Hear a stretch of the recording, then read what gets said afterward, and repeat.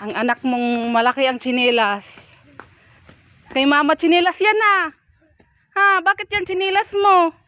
Asan tsinelas mo? Sa bahay? O, lakad na. Saan ka pupunta? Ha? Galing na magtsinilas ang baby ah. Oh.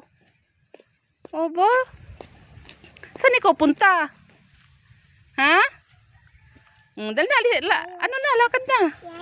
Sa malayo? Ah, sa malayo pala. Galing ah. Galing tsinilas baby ah. Oh, oh. Talong. Talong yan? Ha?